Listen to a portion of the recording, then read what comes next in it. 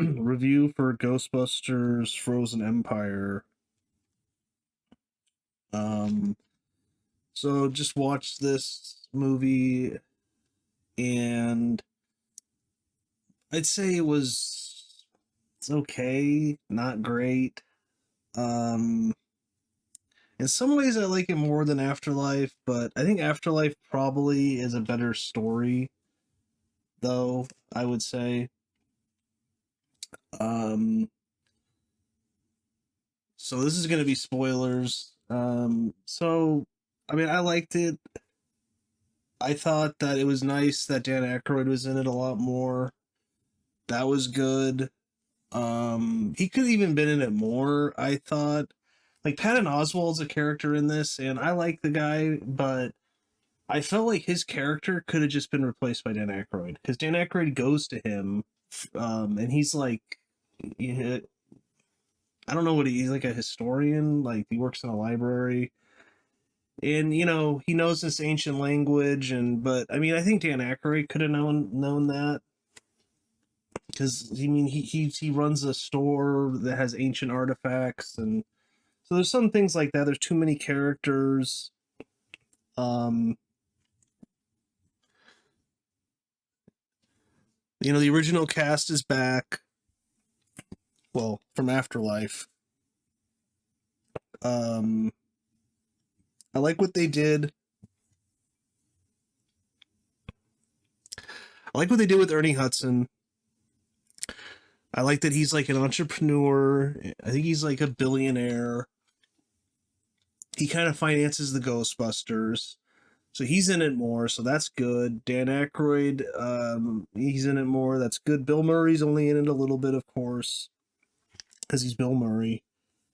But so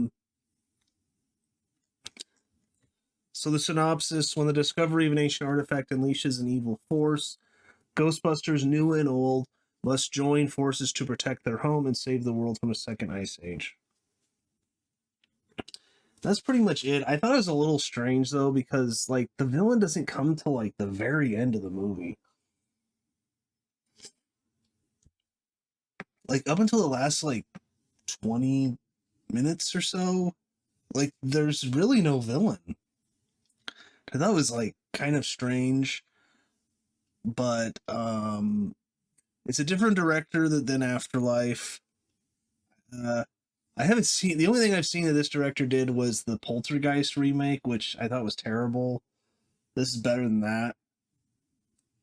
Um but yeah, there's too many characters. I think that's a problem with this movie. I don't know why.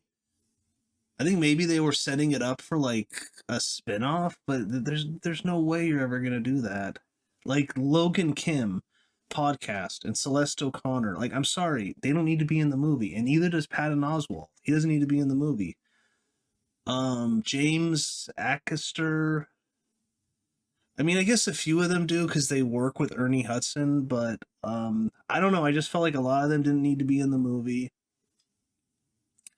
I was like, get back to the Afterlife cast and get back to Dan Aykroyd and what he's doing.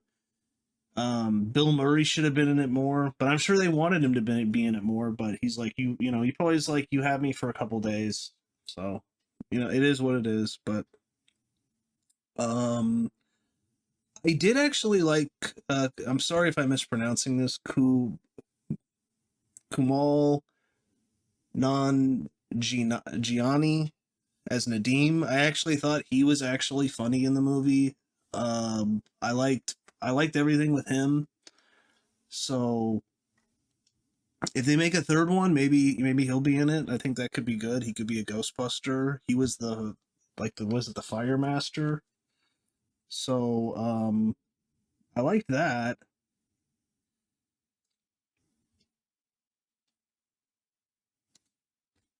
But um so I like what they did with Zedmore. I thought the beginning of the movie was kind of not funny. It kind of took a while to get going. I like the whole ice theme. I thought that was cool and different than Afterlife or any of the other ones. So that kind of sets it apart. That was cool. Now there is kind of like a controversy if um if what's her name, the young Afterlife girl, if she and Melody, so she Mackenzie Grace meets, because she's kind of kicked out of the team. It's a little bit like, just like, why even do this controversy of like her being too young. So she gets kicked out of the team by the mayor, who's the guy in the first one, who's like the EPA guy. um but anyways, they say she's 15,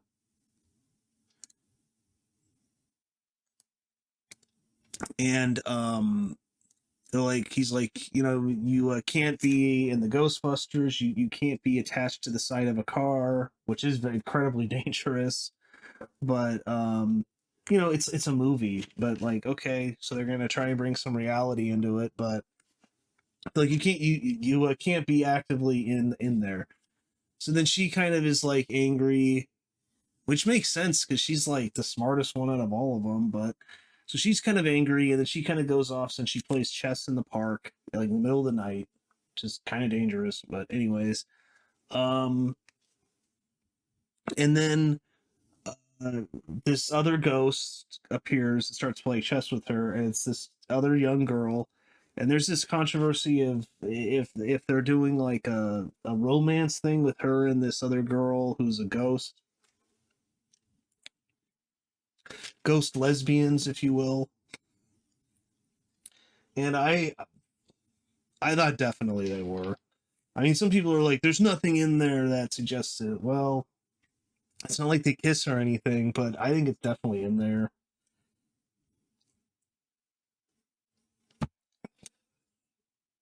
I honestly don't care that much. It's a little strange to have like a lesbian romance with a ghost.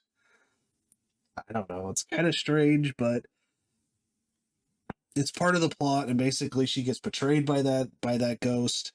But people who are like, it's not in the movie, I think it is in the movie. I think the way that Phoebe's looking at her, definitely there's some romance going on. Just watch the movie.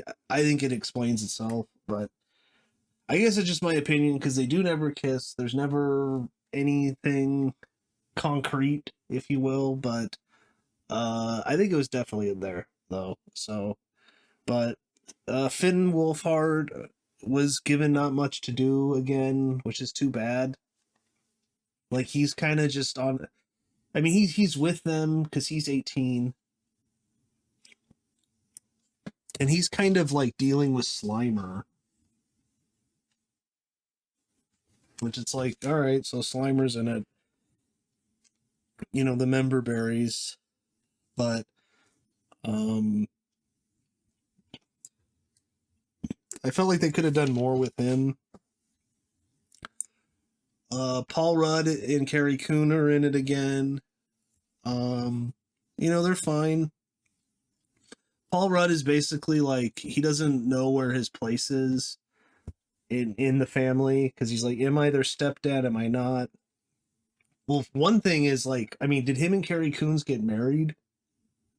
I don't they didn't get married in Afterlife, I don't think.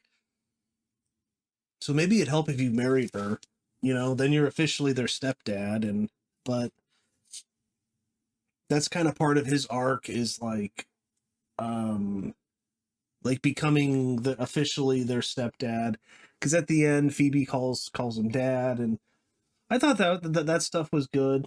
Paul Rudd's a very likable actor. I think he's a good actor. I really didn't think he was very funny in this. I really wasn't laughing much at all, except for Nadim's character. I thought he was funny, and Bill Murray. When Bill Murray's there, it's funny.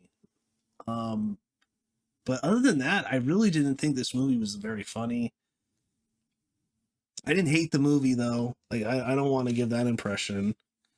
Um, I just thought it was okay. There's more of the original cast in it, which I'll give them props, which is good. And I like what they're doing with them. Bill Murray should have been in it more, but I'm sure they wanted him to, like I said. But anyways, so there's a lot of almost like historical um mythology, a lot of that talk going on with Dan Aykroyd, which I'm sure he's into, which I'm sure he wrote a lot of that stuff. So you can tell Dan Aykroyd's having a good time. Annie Potts is in it too. Um, which she's fine. It's nice to see her in the suit. Especially at the end when they're all in the suit and they're fighting the ice creature or whatever it's called. I don't even remember its name. Um, I liked that. I kind of liked how like it could freeze the streams, but then at the end it's like destroyed because one of the packs someone took a sledgehammer to. Is that right? Is that how like the end boss got destroyed because one of the packs was like kind of malfunctioning? I didn't quite get that. Um, I guess maybe she put like some copper in it or something. I don't know. Like all of that, I was just like, I don't really get how the end boss was destroyed. But um, you know, when they're in the library, Dan Aykroyd sees a ghost from the original movie, which is kind of like, really, that ghost would still be there, but okay. Um, but yeah, the movie made almost like it was like 199 900. It almost made 200 million. I don't know if they'll make another one. Um, but it was just okay. I think that they could have written a better script though. I really do. A tighter script. The Afterlife, I kind of enjoy this one as much as Afterlife because the Afterlife, it's just like the last 10 minutes the original cast is in it. This Dan Aykroyd's in it throughout. Ernie Hudson's in it a little bit less than Dan Aykroyd, I'd say, but he's in it a decent amount. And so I like that, but there's way too many characters. The villain's kind of weak, doesn't show up till the very end. Um, so maybe it would have made more money if they had a kind of a better script, I think. But yeah, no, they didn't, and it's just okay. To me, it's like a 6.5 out of 10. Maybe a six. I don't know. I'm not sure what I give Afterlife about the same, so maybe 6.5 out of 10. Because I wasn't in love with Afterlife either. I think Ghostbusters 1 and Ghostbusters 2 are both better movies by far, especially the first Ghostbusters. But even Ghostbusters 2, I mean, it has the original cast, in their prime, and Vigo's a better villain than either of these two movies. So there's a lot of jokes that don't land in this movie. Even Paul Rudd, who's usually pretty funny, just didn't think that the jokes were landing that well. Um, but yeah, comment below. Let me know if you enjoyed the movie. If you thought there was definitely a romance going on between her and the ghost, I thought there definitely was. Um, I mean, the original kind of has a joke about that with Dan Aykroyd, if you know what I'm talking about. But this was like throughout the movie, and then she ends up betraying her. So I mean, at least they kind of use it in the plot. But I was also kind of like the ghost is like, oh my house burnt down, and I want to get back with my family. But I was like, but when did it burn down? Because the movie opens in like 1904, because like the firehouse is like this important point in with connecting ghosts and everything. It's this like hotbed, which is why they built it there, which was kind of like, but in the original they just picked it out randomly, so that, I don't know, that doesn't make much sense. So the original, they're just like, we can afford this place. It has two stories. Dan Aykroyd like that. It has like you can go down the fire pole. It was a fire station. Um, but in this, it's like, oh, it's this really important area, and that's why we chose it. But that's not what happened in the original. So yeah, come on, it's a little strange on that, but